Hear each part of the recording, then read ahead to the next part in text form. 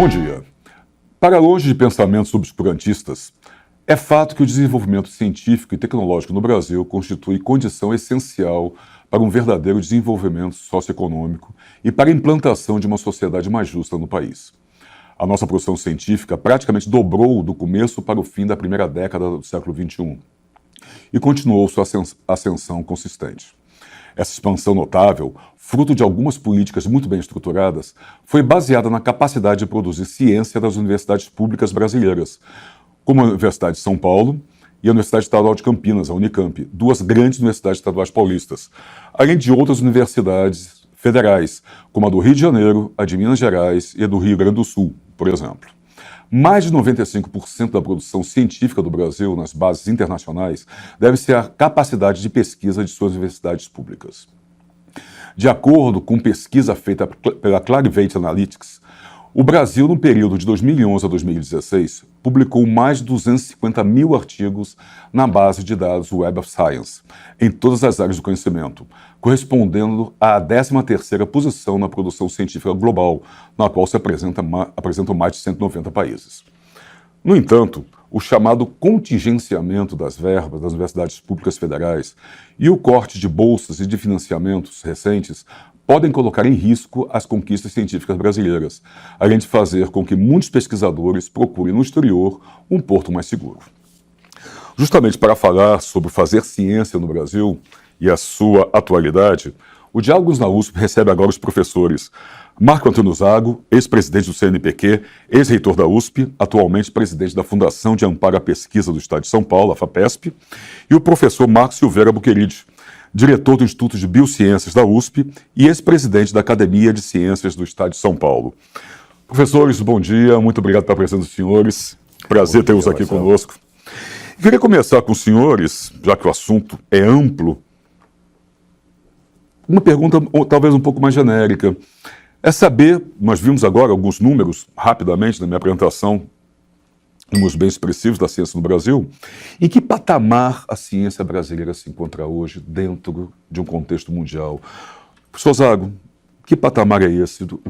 De que ciência nós estamos falando?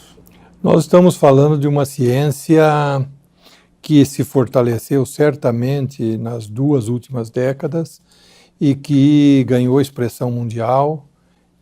O Brasil tem visibilidade no mundo.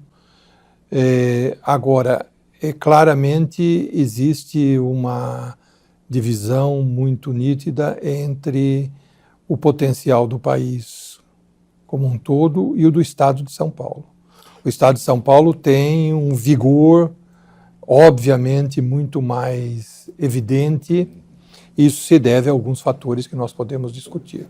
Discutiremos sim, porque isso é importante. Como eu citei agora rapidamente, a minha apresentação, entre as principais estão USP e Unicamp, e poderíamos inclusive incluir a Unesp, talvez, aí também as 3 estaduais paulistas, né, para não sermos injustos. Né, então, mostra a diferença. Mas é por aí, professor Buqueride, quer dizer, nós estamos num bom patamar, mas internamente o Estado de São Paulo aí se destaca?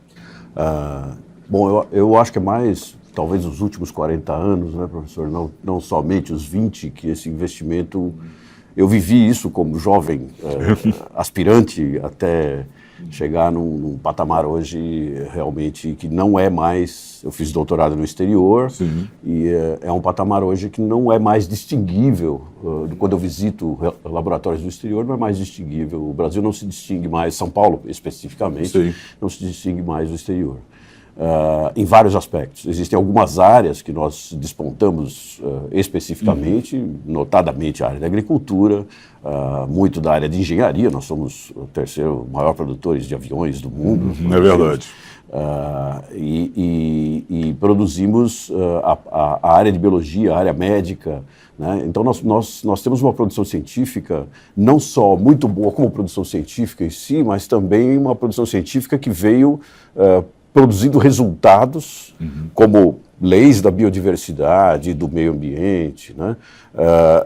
Ou seja, resultados, esse é somente um pequeno exemplo, mas leis que, produtos que realmente fazem uma diferença na sociedade hoje. Então a ciência não ficou só na produção científica. É essa a parte importante que eu quero trazer para os senhores isso, né? Quer dizer, é esse retorno para a sociedade que tem essa importância e que dá visibilidade à nossa pesquisa científica. Né? Trazer pessoas, olha por aí, professor, quer dizer, e é importante também que haja esse retorno para a sociedade e, mais do que isso, que a sociedade perceba o avanço da ciência brasileira, o que isso retorna. É fundamental. Nós não fazemos ciência para satisfazer os cientistas. Quer dizer, nós fazemos ciência, buscamos desenvolvimento tecnológico e inovação para atender aos interesses da sociedade, que incluem o desenvolvimento econômico, social, redução das desigualdades e assim por diante. Então, não há dúvida que esta missão ela se faz em diferentes níveis e cada cientista tem uma participação diferenciada.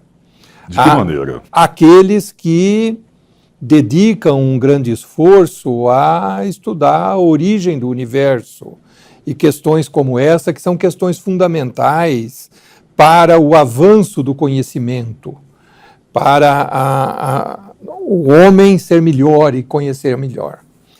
E, embora algumas pessoas possam achar que isto não tem impacto, quando você olha depois de 200 ou 300 anos, você vai ver que são estas as contribuições mais importantes. Sim, aquelas que ficaram, né? Aquelas que mudam o mundo. Sim. Recentemente, eu fiz um paralelo com a questão da chegada do homem à Lua. Está completando 50 anos agora. Completa em julho, 50 anos agora, então as pessoas começam a reviver. É uma história que é muito educativa. Em primeiro lugar, porque ela só ocorreu por um grande desenvolvimento da ciência e da tecnologia. Mas não foi algo que foi feito ao acaso. Ela obedeceu a uma decisão, a um projeto nacional.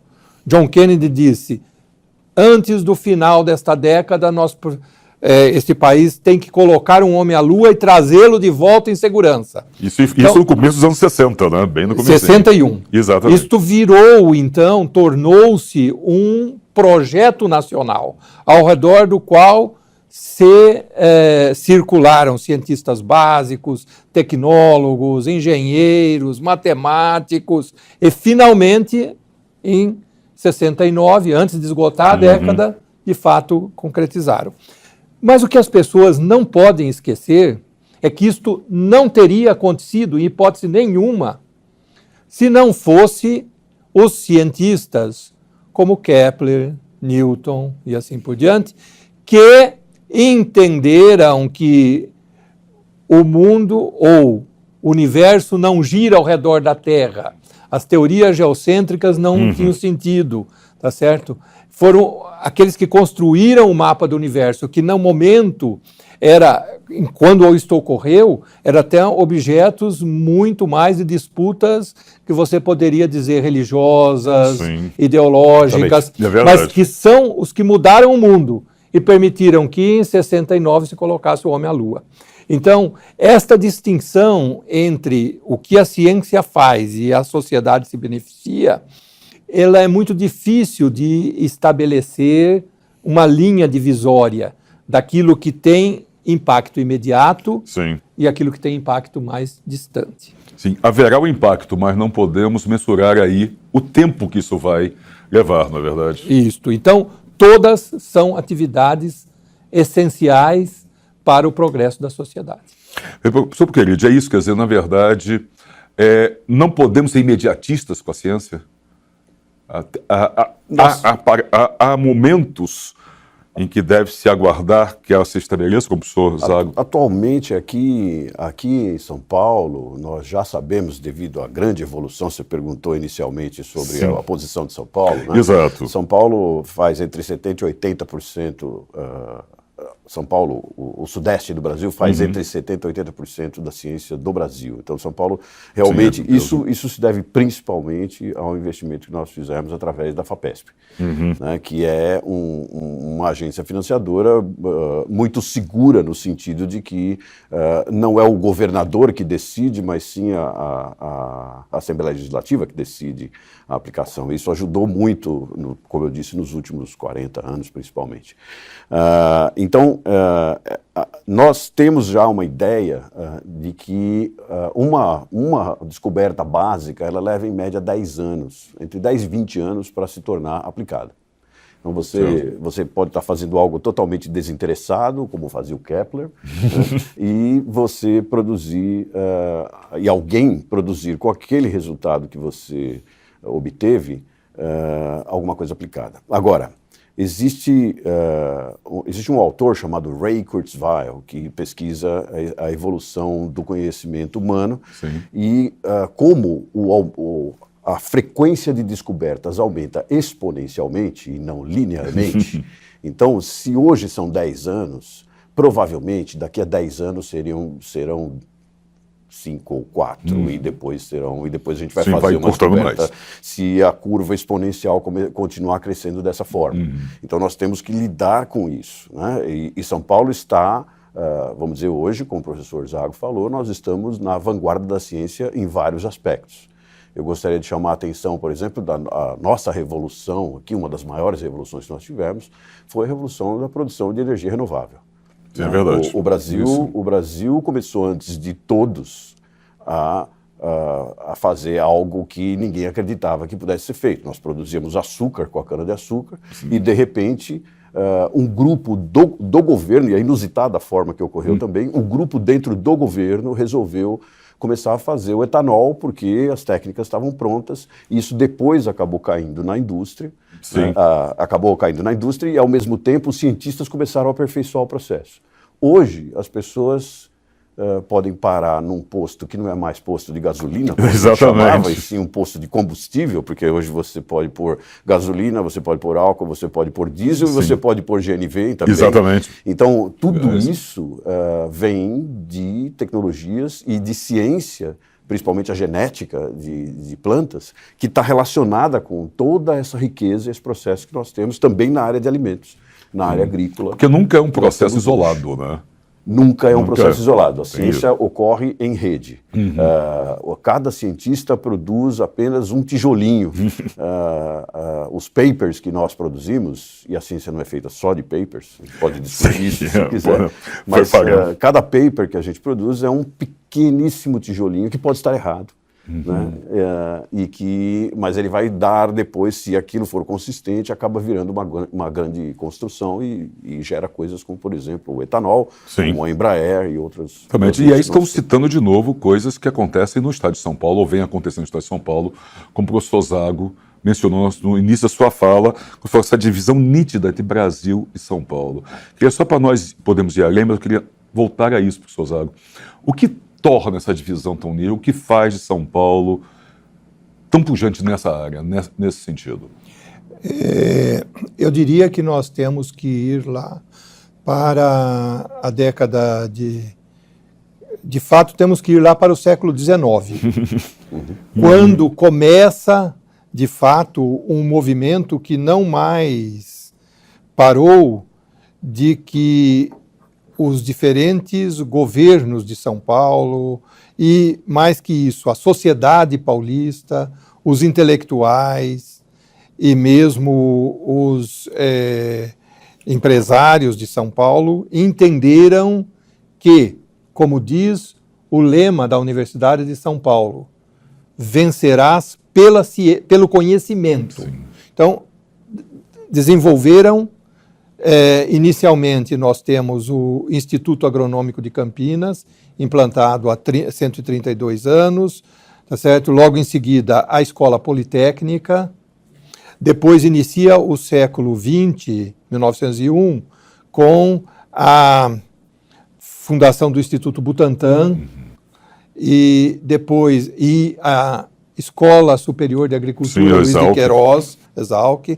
1912, a Faculdade de Medicina, 1934, a Universidade de São Paulo, depois vem os próximos institutos, os outros institutos, as outras universidades, Unesp, Unicamp, e depois, mais recentemente, Paula Souza, em 62 a FAPESP, de tal maneira que o Estado de São Paulo distingue-se do restante dos estados brasileiros como um estado que criou um grande potencial, e não só um potencial, ele concretizou isto em estruturas, instituições muito firmes dedicadas à educação superior e à ciência e tecnologia. Sim.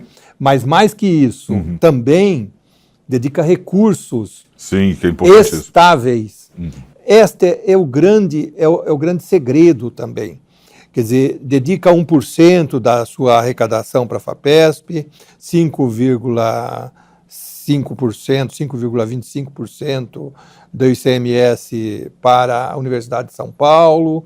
Depois, e isto ao longo dos anos. São 25 anos, por exemplo, de autonomia universitária. Quer dizer, isto faz uma diferença, porque nos outros estados, embora tenha havido também esse sonho ou esse interesse em reproduzir o que se faz no estado de São Paulo, mas em alguns estados parece que aquilo que está na Constituição é mais uma sugestão do que uma determinação. Aqui no estado de São Paulo, todos os governos cumpriram sempre aquilo que está na Constituição e, posso dizer mais, com muita satisfação. Nessa semana, no início da semana, tivemos o governador do estado visitando a FAPESP. E ele falou uma frase que eu acho que precisa ser registrada. Ele diz: a FAPESP não precisa do governo do estado. É o governo do estado de São Paulo que precisa da FAPESP. Então, isso é muito importante. Ele reproduz uma visão do povo paulista de apoiar a ciência e tecnologia. É isso. É aí que está a nossa força. Exatamente. Aí eu queria trazer para o senhor, porque ele justamente em cima disso que o senhor está falando, e recuperando uma outra fala sua, como o senhor falou do projeto Apollo, ou do projeto de botar o homem na lua, do Kennedy. O senhor falou havia um projeto nacional de ciência. A gente pode fazer uma analogia para o senhor, porque ele, em cima do que o senhor Zago falou, nós temos um projeto estadual de ciência. Podemos pensar dessa forma? Posso primeiro voltar só um pouquinho nessa discussão sobre São Paulo? Claro, por favor. Nós publicamos na minha gestão na Academia de Ciências, na gestão do professor Krieger e depois na minha, juntos, nós publicamos um documento chamado Mapa da Ciência de São Paulo. E eu fiz uma análise desse mapa da ciência e São Paulo é dividido, na realidade, se você quiser fazer uma análise, ele é dividido por mesorregiões. Nós conhecemos pouco essas mesorregiões. Por exemplo, eu vou fazer uma brincadeira, o pessoal de São Carlos, por exemplo, fica muito chateado de saber que eles estão na mesorregião de Araraquara, né? Mas é uma mesorregião. Então, a análise é melhor pela mesorregião porque a gente encontra dados da mesorregião, por exemplo, de IDH. Certo, né? Isso é importantíssimo, para ter uma noção clara do que representa. Aí nós pegamos, nesse estudo a gente tem os números de pesquisadores por mesorregião, o número de papers publicados, dá para calcular quantos papers por pesquisador, os fatores de impacto, e etc, etc. Então, eu fiz uma análise simples inicialmente, tentando correlacionar o IDH com o número de pesquisadores nas mesorregiões, para ver se existem diferenças das mesorregiões. E eu acabei ficando surpreso, porque a distribuição dentro do próprio Estado, ela obedece à razão 80-20 da Lei de Pareto. Então, 20% das mesorregiões que estão no eixo que vem daqui da capital e vão em direção a Campinas até Ribeirão Preto, principalmente, que são os grandes produtores de ciência. No restante, não tanto.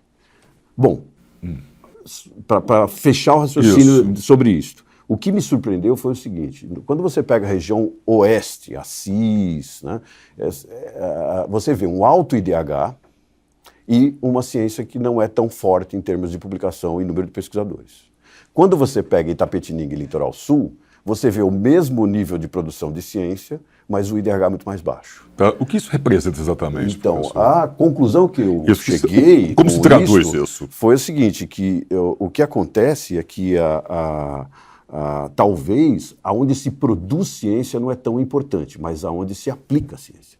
Certo, Então, certo. possivelmente, como essa região próxima a Ribeirão, o eixo Campinas-Ribeirão-Piracicaba produz muita ciência agrícola de alto nível, isso deve ter sido passado para o oeste. E esse pessoal tem um alto nível na agropecuária.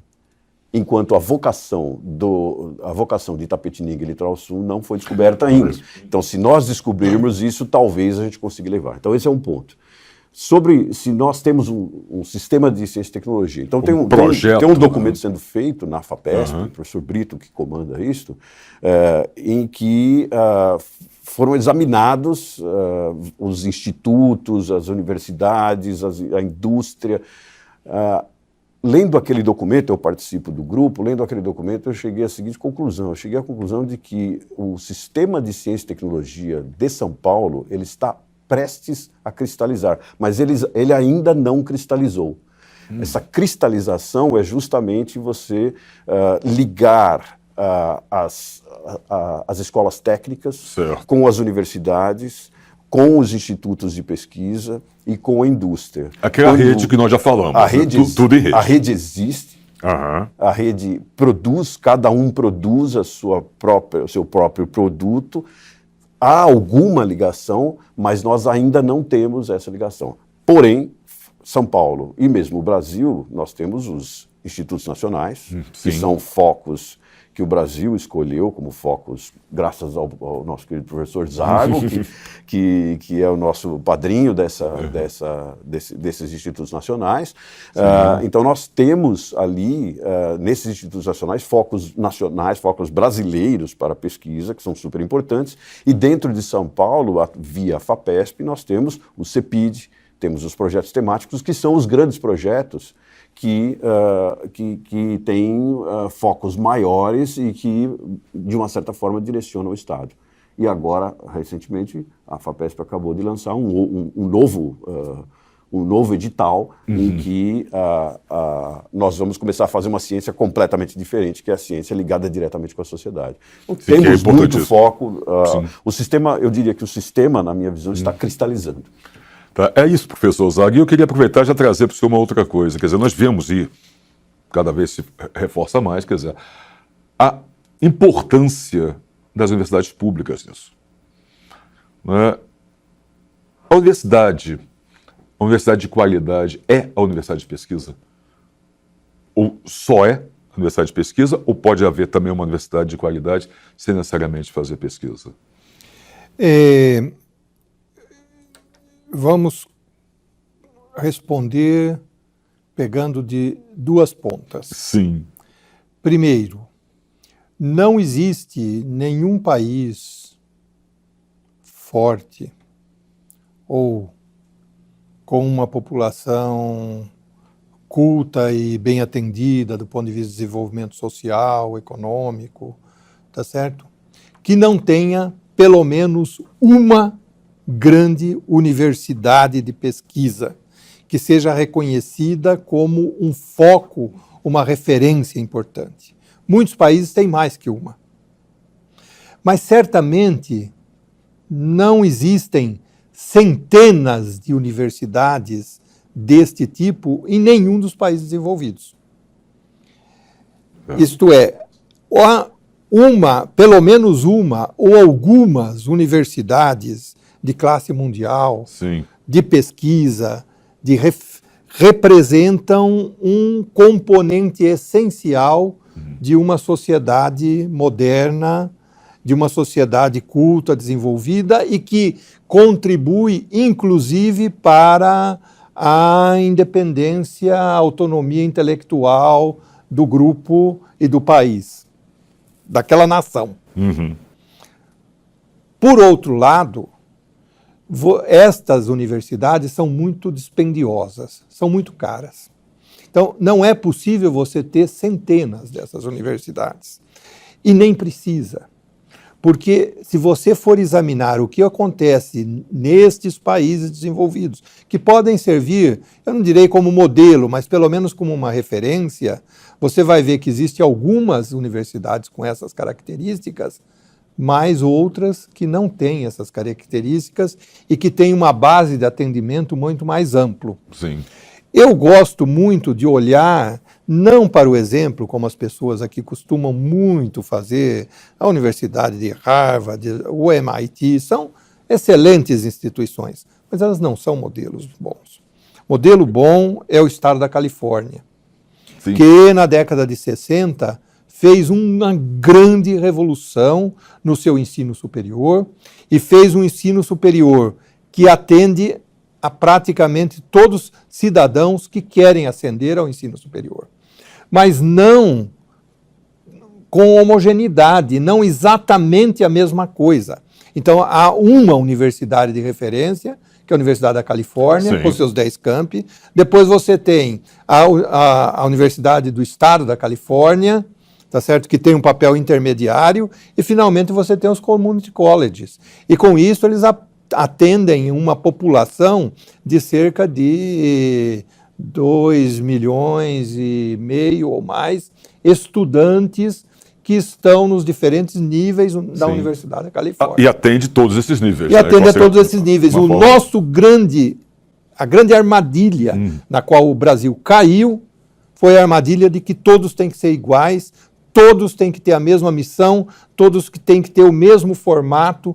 Todas as universidades federais, estaduais, privadas, têm que ter a mesma cara. Isto não funciona em lugar nenhum do mundo, porque não há dinheiro suficiente para sustentar esse sistema. Isso. Só rapidamente, para trazer para o sobre o nós já, como eu falei, passa muito rápido, estamos quase encerrando o primeiro bloco, mas como se escapa dessa armadilha, professor Zago? Nós temos, eu diria novamente, eu não gosto de pensar no restante do Brasil, porque é muito complicado e eu acho que eu não tenho experiência e competência suficiente para isso. Mas no estado de São Paulo, eu acho que nós temos todos os elementos disponíveis. O estado de São Paulo precisa apenas tratar o jogo, como se diz. Quer dizer, todos os componentes estão aqui. Nós temos a Paula Souza, nós temos 3 universidades que têm características muito diferentes, a USP, a Unesp e a Unicamp. Sim, é verdade. Tá certo? A Unesp, por exemplo, que tem uma extensão territorial enorme, sofre muito com isto, porque é difícil você administrar uma universidade com amplitude territorial que ela tem muitos gastos. Então, é preciso não cair na armadilha de querer fazer com que uma seja igual à outra. Não pode Cada ser, né? uma pode fazer a sua função no Estado, junto com a Paula Souza, junto agora com a Univesp, que pode cobrir um espectro grande. Isto é, o Estado de São Paulo está, como disse o professor Buchrige, no momento de fazer a sua grande revolução no ensino universitário público do sistema universitário paulista. E o quanto, professor Buchrige, essa revolução que o senhor mencionou, essa cristalização, a revolução que o professor Zago reiterou, isso pode expandir ou servir de exemplo, não para ser copiado, como o professor Zago bem colocou. Cada um tem que manter as suas estruturas. Mas quanto isso pode expandir para o resto do país, servir de exemplo ou de inspiração? Então, da vez não só para o Brasil, mas para vários outros países, sim, vamos ser, para outros claro. estados. Como eu disse na resposta anterior, talvez outros estados não precisem ter um sistema como o sistema paulista. Talvez outros estados possam absorver o que São Paulo produz, São Paulo, Minas Gerais, Fortaleza como cidade, que é muito importante lá em cima também, Rio Grande do Sul, possam produzir ciência que vá ser levada para aplicação em outros lugares e criar o bem-estar e aumentar os IDHs e melhorar a indústria de vários lugares. Notadamente Santa Catarina, que desenvolve a sua indústria muito bem e traz a universidade um pouco mais a reboque da indústria. Né? É verdade. E aproveita-se muito bem de tudo que nós fazemos. Acho que o professor Zago disse muito bem, essa cristalização já existe, nós já temos todos os elementos, nós já fizemos tudo. E estamos no ponto agora de realmente fazer com que o jogo seja jogado. Pusemos as peças, né? Tá tudo armado. Né? A universidade, sobre a universidade ser autônoma e ser pública. Sim, que é essencial, é importante isso. Ela já nasceu pública, Bolonha já nasceu pública, só que o público naquela época era pago pela igreja, porque a igreja era o grande poder. Exatamente. Né? E isso vai até o século XVIII, essa semana mesmo eu comentei isso, vai lá até o século XVIII, mais ou menos, que aí quando a Revolução Industrial começa a aparecer, então o eixo do poder começa a mudar, já na Idade Média começa a mudar, mas sempre foi financiamento público, porque não há como fazer universidade pública.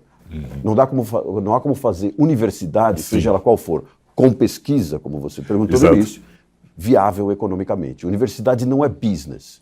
Exatamente, esse é o ponto essencial. Universidade não é negócio, universidade gera negócios. Nós começamos falando isso. Exato. Leva 10 anos, leva 20 anos. Então, a universidade é quem vai produzir o conhecimento para que os negócios sejam feitos. Então, o que precisa é da conexão, que nós temos aqui. Ter a indústria, termos as empresas, não diria só a indústria, mas as empresas e o governo, que também absorve ciência e tecnologia. Nós hoje estamos falando de cidades inteligentes. Exatamente. Nós precisamos desenvolver muito a gestão. Então, tudo que se faz de ciência em todas as áreas humanas e exatas e biológicas pode ser usado por vários setores. E isso está pronto em São Paulo e no Brasil. Perfeito. Bom, vamos continuar nossa conversa, mas o Diálogos tem que fazer um rápido intervalo. Nós voltamos em seguida.